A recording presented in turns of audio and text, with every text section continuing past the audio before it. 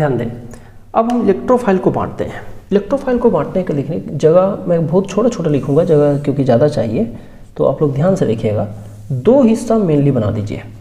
Main दो हिस्सा रहेगा क्या, एक तो पॉजिटिवली चार्ज्ड स्पीसीज है ना, पॉजिटिवली चार्ज्ड स्पीसीज एक आएगा, और एक होगा न्यूट्रल स्पीसीज।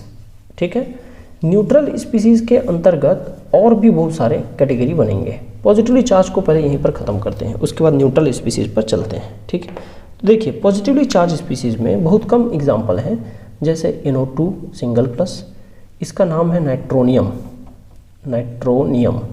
ठीक है, और आता है NO plus, NO single plus, इसको बोलते हैं नाइट्रोसोनियम, नाइट्रोसोनियम है ना। और आ सकता है क्या, डाइजोनियम आ सकता है C6H5, और N2 प्लस, इसको बोलते हैं डाइएजोनियम, बेंजीन डाइजोनियम, डाइएजोनियम। आप बाकायदा बेंजीन डाइजोनियम लिख लेना।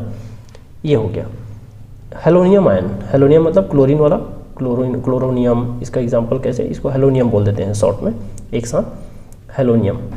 हेलोनियम में कौन कौन आ जाएगा, क्लोरीन प्लस आ जाएगा, ब्रोमीन प्लस आ जाएगा है ना, आयोडीन प्लस आ जाएगा, फ्लोरीन प्लस आ सकता है, और H प्लस आ जाएगा, इसको बोलते हैं हाइड्रोनियम, हाइड्रोनियम है ना। क्योंकि कभी कभी इसको वाटर के साथ मिला के H3O प्लस भी लिखा जाता है। ओके, ये सब इलेक्ट्रोफाइल के एग्जाम्पल है।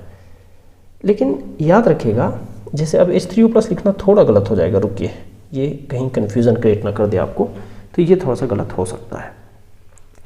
ध्यान दें कि इसमें जो H3O प्लस है और अमोनियम 4 प्लस है ना, या RNH3 प्लस है, ऐसा ये इलेक्ट्रोफाइल नहीं है।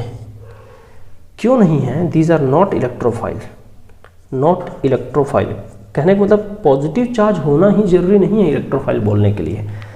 इलेक्ट्रोफाइल मतलब इलेक्ट्रॉन लेने के लिए जगह होना चाहिए, खाली ऑर्बिटल होना चाहिए। तो इसमें क्या होता है, आप चेक कर लेना, इसमें ऑक्टेट कंप्लीट 8 इलेक्ट्रॉन, इसमें भी ऑक्टेट कंप्लीट है, इसमें भी नाइट्रोजन का ऑक्टेट कंप्लीट है, 8 इलेक्ट्रॉन है सब में। तो यहाँ तो जगह ही अवेलेबल नहीं है, और ना ही वैकेंट डी ऑर्बिटल अवेलेबल है, इसलिए इसको किसी भी हाल में पॉजिटिव चार्ज होने के बावजूद इलेक्ट्रोफाइल कंसिडर नहीं किया जा सकता। ये केवल पॉजिटिवली चार्ज कैटायन है, इसमें कोई जगह नहीं है, सैचुरेटेड है पूरा का पूरा। इसलिए मैं हाइड्रोनियम लिखते हुए बच रहा था कि H3O प्लस नहीं लिखना। H3O प्लस भले वाटर के साथ मिलकर बना ले कंपाउंड, लेकिन H3O प्लस में वो इलेक्ट्रोफाइल की कैटेगरी में नहीं आता। इसको हाइड्रोनियम के बजाय प्रोटोनियम लिखिए आप, ज़्यादा अच्छा है।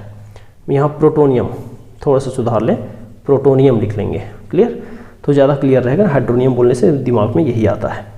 तो ये हो गया इलेक्ट्रोफाइल के पॉजिटिवली चार्ज पार्ट। इसमें और भी बहुत सारे आ सकते हैं पॉजिटिवली चार्ज में, जैसे 1-2 एग्जांपल मुझे छूट रहा है। कार्बोकैटायन, मेथिल, एथिल, जो भी कार्बोकैटायन है वो सब इसमें आएंगे, है ना। कार्बोकैटायन, कार्बोकैटायन, ठीक है भाई। तो इलेक्ट्रोफाइल, ये तो पॉजिटिवली चार्ज इलेक्ट्रोफाइल में तो कोई प्रॉब्लम नज़र नहीं आ रहा है मुझे, सबको क्लियर हो गया होगा। हाँ, न्यूट्रल स्पीसीज में आते हैं। न्यूट्रल स्पीसीज में जब आओगे ना तो कई कैटेगरी बन जाते हैं, इसमें बहुत सारे कैटेगरी बनेंगे। जैसे कि इसके अंदर में देखिए, इसके अंदर में मैं यहाँ से शुरू कर लेता हूँ ऐसे, ठीक है। एक पेज में नहीं होगा तो आगे पेज में चल देंगे। जरा देखें, न्यूट्रल स्पीसीज में एक आता है जिसके पास वैकेंट, पहला कैटेगरी इसमें having vacant P orbital, having vacant P orbital, जिसके पास खाली पी ऑर्बिटल हो, न्यूट्रल हो but having vacant P orbital, ठीक है। ये एक कैटेगरी है। इसमें एग्जाम्पल देख लीजिए 2-4, मैं रेड कलर से एग्जाम्पल दिखाता हूँ। इसमें आ जाता है जो हैलाइड हैं, जैसे आप देखिए, मैं लिख सकता हूँ BX3, BX3 मतलब बोरॉन के हैलाइड, हैलाइड मतलब BF3, BCl3, BBr3, ये सब, ठीक है। और देखिए दूसरा पार्ट में देखिए AlCl3 या AlX3 बोले, जो कार्बिन होता है डाइक्लोरोकार्बिन, वो भी ये डाइक्लोरोकार्बिन है ना। BeX2, BH3 जो बोरेन होता है, हालांकि ये इस फॉर्म में नहीं मिलता, डाइबोरेन में मिलता है, तो डाइबोरेन को भी लिख सकते हो। B2H6 भी इसी कैटेगरी में आएगा। ये इस कैटेगरी के हैं। तो यहाँ से लिख सकते हैं, देख के पता चल रहा है कि इसमें सब में vacant P orbital, boron vacant, aluminium, carbon, beryllium, boron, हालांकि ये वाला इस फॉर्म में टिकता ही नहीं है ना, अपने ऑर्बिटल को पार्शली फुलफिल करके वो बॉन्ड बना लेता है। खैर, लेकिन जो मोनोबोरेन है वो हमेशा न्यूट्रल न्यूक्लियोफाइल में आएगा, क्योंकि डाइबोरेन पहले इसमें कन्वर्ट होकर आगे रिएक्शन करता है, इसलिए लिख दिया हूँ। ओके, यहाँ से देखिए दूसरा पार्ट होता है species having vacant D orbital, है ना, species having vacant D orbital. थोड़ा सा जगह ज़्यादा ले लेता हूँ यहाँ से।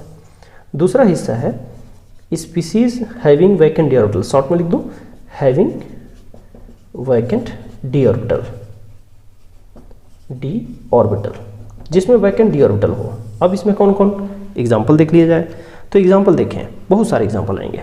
खासकर जो मेटल का जो हैलाइड वगैरह है ना वो इसमें आ जाता है। Metal chloride, iron trichloride, iron dichloride, है ना, जिंक का डाइक्लोराइड, सब में वैकेंट डी ऑर्बिटल कहीं ना कहीं अवेलेबल है। वैकेंट डी ऑर्बिटल या तो अंदर का अवेलेबल नहीं होगा तो बाहर का अवेलेबल होगा, लेकिन होगा। ठीक है, PCl5 है, SF6 है, SF4 है, इसमें सब में आउटर मोस्ट हम देखना जो भी 3s 3D होगा, किसी में 4D होगा। जैसे जनरली लिखा हूँ एग्जाम्पल यहाँ पर, ये 4D खाली, इसमें इन सब में 4D खाली है, यहाँ 3D खाली है।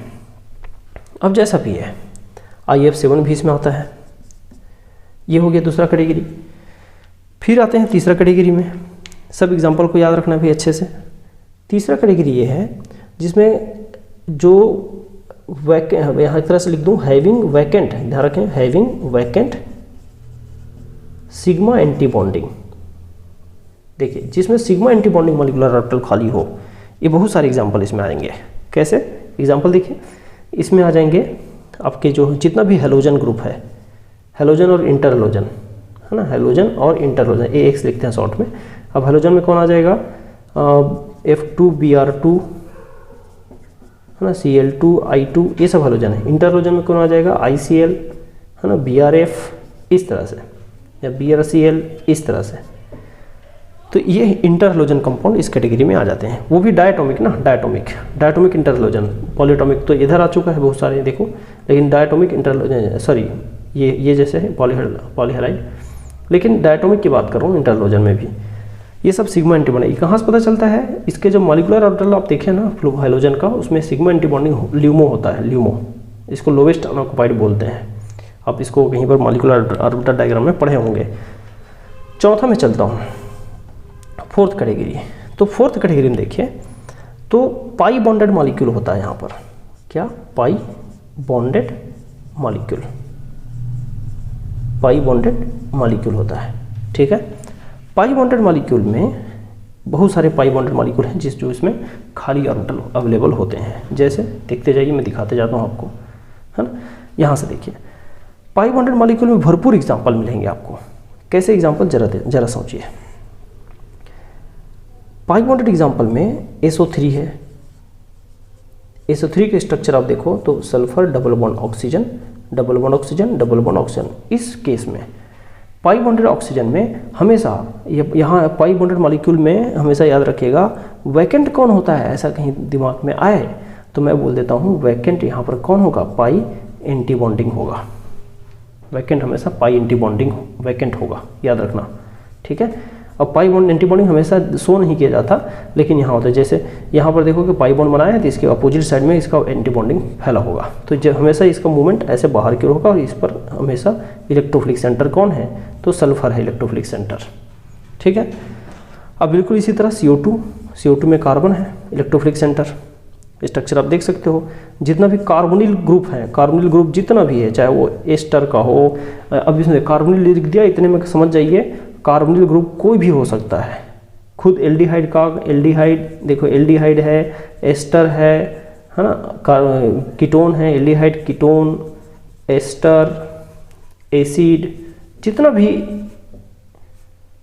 कार्बोनिल ग्रुप वाला है, एनहाइड्राइड, सब में ये होता है, ये याद रखना। ठीक है, सब में ये होता है बहुत अच्छे से। अब और भी एग्जाम्पल हमारे पास हो सकते हैं, इसके एग्जाम्पल और भरपूर हैं। जरा देखिए, एग्जाम्पल को और लगाते हूँ। हाँ, मैं चाह रहा हूँ कि आप तब तक ये नोट कर लें, ये वाला हिस्सा को मिटा के मैं इसके बच्चे एग्जाम्पल को इधर दिखा दूंगा। देखें, फिफ्थ नंबर इसी में कंटिन्यू कर देता हूँ। बहुत सारे एग्जाम्पल, जैसे बेंजाइन है एक सबसे कॉमन एग्जाम्पल, बेंजाइन। ये लीजिए, बेंजाइन भी इलेक्ट्रोफिलिक में आता है, पाई बॉन्डेड मॉलिक्यूल है, ये इलेक्ट्रोफिलिक होता है, ये इलेक्ट्रॉन रिच नहीं होता, इसके बारे में डिटेल में पढ़ेंगे बाद में। याद रखिएगा, कहीं ऐसा डबल बॉन्ड है और इलेक्ट्रॉन विड्रॉइंग ग्रुप है, डबल बॉन्ड है और इलेक्ट्रॉन विड्रॉइंग ग्रुप है, तो ये जो डबल बॉन्ड है वो भी पाई एंटी बॉन्डिंग वैकेंट ऑर्बिटल में आ जाता है। इलेक्ट्रॉन विड्रॉइंग ग्रुप मतलब जैसे नाइट्रो हो गया, है ना, एल्डिहाइड कीटो ग्रुप हो गया, कुछ एल्डिहाइड कीटोन एस्टर वाला, और अगर बोलूँ तो साइनो ग्रुप हो गया, ऐसा कुछ हो। तो ये अल्किन भी, नॉर्मल अल्किन याद रखिए, नॉर्मल अल्किन इलेक्ट्रोफाइल नहीं होता, लेकिन अल्किन में अगर ऐसा ग्रुप जुड़ा हो तो हो सकता है। बिल्कुल इसी तरह अल्किन का एक एग्जाम्पल और याद आया, याद रखिए, यहाँ छोटा सा लिख रहा हूँ, अगर अल्किन ओपन चैन अल्किन, एरोमेटिक नहीं, याद रखना, ओपन चैन अल्किन अगर मेटल से जुड़ा है, मेटल मतलब ऑर्गेनोमेटलिक कंपाउंड की बात कर रहा हूँ, तो ये अल्किन जो है वो भी इलेक्ट्रोफिलिक रिएक्शन देने लग जाता है, ये इलेक्ट्रोफिलिक बिहेवियर देने लग जाता है, सॉरी, इलेक्ट्रोफिलिक बिहेवियर देने लग जाता है। ठीक है, जब ये मेटल इस तरह से पाई बॉन्ड से जुड़ा हो जाए। अल्किन स्वतंत्र रूप से जो अल्किन होता है ना, जो डबल बॉन्डेड वाला अल्किन कंपाउंड, वो कभी भी इलेक्ट्रोफाइल नहीं होता, वो हमेशा निक्लोफाइल होता है। लेकिन जब अल्किन में विड्रॉइंग ग्रुप जुड़ जाए, जब अल्किन में मेटल जुड़ जाए, तो वो अल्किन का बिहेवियर इलेक्ट्रोफिलिक हो जाता है, ये याद रखेंगे। ठीक है, ये हो गया चौथे पॉइंट के अंतर्गत, बहुत सारे एग्जाम्पल इसमें आ जाते हैं। बात आती है एक लास्ट पॉइंट इसी के अंतर्गत, हालांकि जगह कम है तो मैं इसको हल्का सा मिटा के लिख लूँगा, तब तक उम्मीद करता हूँ आप लोग इस साइड को जरूर नोट कर लें, वीडियो को पॉज करके। देखिए, 5वें पॉइंट में आता हूँ। 5वें पॉइंट में एक और चीज़ बात करना चाह रहा हूँ, इस न्यूट्रल पार्ट में कोई भी, मैं इसी में यहाँ पर थोड़ा सा जगह यूज करके काम कर लेता हूँ।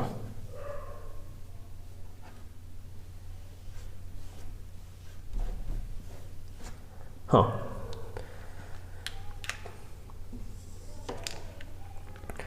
पांचवें पॉइंट में देखिए, कोई